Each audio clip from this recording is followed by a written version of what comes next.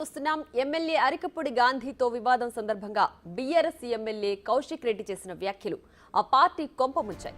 కౌశిక్ వ్యాఖ్యలు హైదరాబాద్ లో BRS vote బ్యాంకును పూర్తిగా దెబ్బతీశాయి. బతకడానికి హైదరాబాద్ వచ్చిన ఆంధ్రోడు మళ్లీ ఆంధ్రాకు వెళ్లిపోవాలంటూ కౌశిక్ రెడ్డి చేసిన వ్యాఖ్యలతో తీవ్ర నష్టం తప్పదని బీఆర్ఎస్ నేతల్లో అంతర్మథనం మొదలైంది. ప్రాంతీయ విద్వేషాన్ని రెచ్చగొట్టేలా కౌశిక్ రెడ్డి మాట్లాడడం బీఆర్ఎస్ కు తీవ్ర నష్టమని ఆ పార్టీ సీనియర్లు ఆవేదన వ్యక్తం చేస్తున్నారు.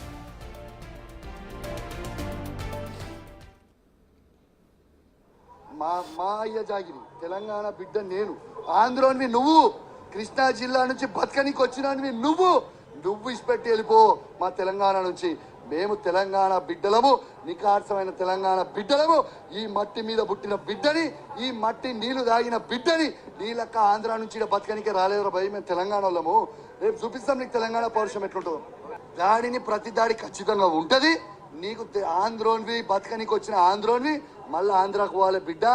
ఆ విధంగా మేము దాడి చేస్తా, అసలే ఊకోను, నిన్ను మాత్రం ఇష్టపెట్టా అని చెప్పి సందర్భంగా గాంధీని హెచ్చరిస్తా ఉన్నాం. మన అయ్య కౌశిక్ రెడ్డి ఇష్టం వచ్చినట్లు మాట్లాడకుండా కట్టడి చేయాలని, అతన్ని ప్రోత్సహించడం సరికాదని బీఆర్ఎస్ సీనియర్లు అభిప్రాయపడుతున్నారు. కౌశిక్ రెడ్డి వ్యాఖ్యలతో ఇతర ప్రాంతాల నుంచి హైదరాబాద్కు వచ్చిన వారిలో బీఆర్ఎస్ పై వ్యతిరేకత పెరిగిందని ఆగ్రహం వ్యక్తం చేస్తున్నారు. గత ఎన్నికల్లో హైదరాబాద్ సహా చుట్టుపక్కల నియోజకవర్గాల్లో బీఆర్ఎస్ క్లీన్ స్వీప్ చేసేలా ఓట్లు వేస్తే ఆంధ్రోడు ఆంధ్రాకు వెళ్లిపోవాలని కౌశిక్ రెడ్డి మాట్లాడడంపై మండిపడుతున్నారు. కౌశిక్ రెడ్డిపై చర్యలు తీసుకోకపోతే పార్టీకి నష్టం తప్పదనే చర్చ కూడా బీఆర్ఎస్ లో మొదలైంది. వచ్చే కార్పొరేషన్ ఎన్నికల్లో కౌశిక్ ఎఫెక్ట్ బీఆర్ఎస్ పై తీవ్రంగా ఉంటుందని ఆ పార్టీ నేతలు ఆవేదన వ్యక్తం చేస్తున్నారు.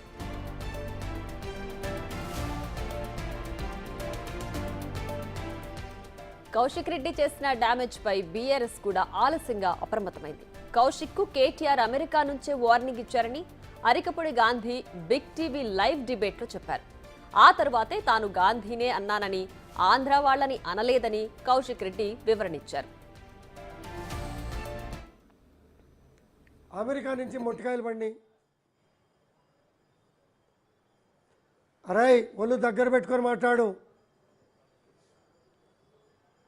నోరు కంట్రోల్ చేసుకో అనే అమెరికా నుంచి మొట్టికాయలతో కొంచెం నోరు వంకర తిరిగింది, పూర్తిగా తిరగలే.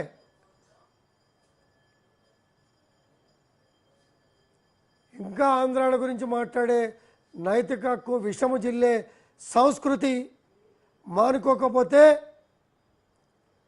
భవిష్యత్తులో పరిణామాలు అనుభవించక తప్పదు. నేను సెటిలర్స్ అనే పదం నేను నిన్నటి మొత్తం నా అన్ని వీడియో లైవ్ నేను ఎక్కడ కూడా వాడలేదు. నంబర్ 1. నంబర్ 2, నేను ఎక్కడన్నా ఆంధ్ర అని వర్డ్ అనుంటే అది నాకు గాంధీకి మాత్రమే సంబంధం. మళ్ళీ చెప్తున్నా మీకు, ప్లీజ్ దయచేసి హైదరాబాద్లో ఉన్న ప్రతి ఆంధ్ర సెటిలర్కి మళ్ళా చెప్తా ఉన్నాను, నేనేమన్నా ఆంధ్ర అనే వర్డ్ పదం వాడుంటే అది కేవలం నాకు గాంధీకి పర్సనల్ మాత్రమే. కేసీఆర్ గారు ఉన్న 10 సంవత్సరాలలో ఏ ఒక్క ఆంధ్ర సెటిలర్ మీదన్నా మేము దాడి చేసినామా? చేయలేదే. అద్భుతంగా స్వాగతం పలికినాం. ఇలా ఆంధ్ర సెటిలర్స్ని మళ్ళీ కూడా స్వాగతం పలుకుతా ఉన్నాం. వాళ్ళు హైదరాబాద్లో ఉండాలని కోరుకుంటున్నాం. నేను సెటిలర్స్ అనే పదం. అటు కేటీఆర్ కూడా అమెరికా నుంచి రాగానే హడావిడిగా కౌశిక్ రెడ్డి ఇంటికి వెళ్లారు.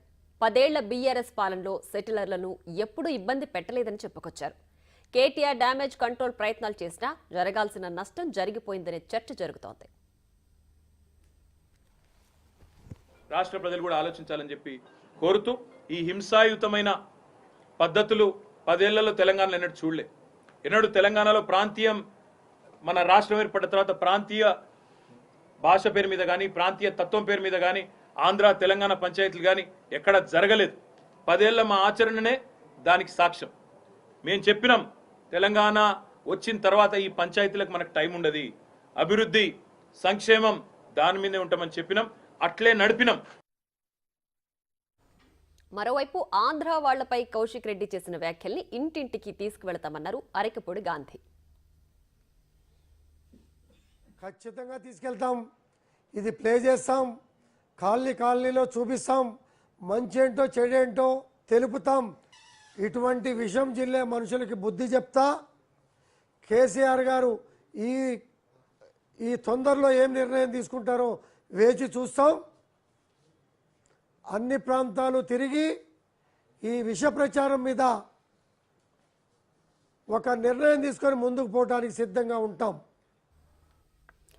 దీనికి సంబంధించి మరింత సమాచారం మా ఇన్పుట్ ఎడిటర్ పవన్ లైవ్ లో అందించడానికి సిద్ధంగా ఉన్నారు. పవన్ చెప్పండి, కౌశిక్ రెడ్డి ప్రస్తుతం చేసిన వ్యాఖ్యలు అంటే అసలు పార్టీ అధిష్టానానికి సంబంధం లేకుండానే ఈ ఇష్యూ మొత్తం స్టార్ట్ అయిందా?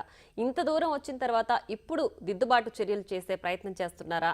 ఇప్పుడు దిద్దుబాటు చర్యలు చేస్తే జరగాల్సిన నష్టం కొంతమేర తగ్గే అవకాశం ఉందని పార్టీ భావిస్తుందా బీఆర్ఎస్ పార్టీ? దీనికి సంబంధించి పూర్తి అనాలిసిస్ ఏంటి?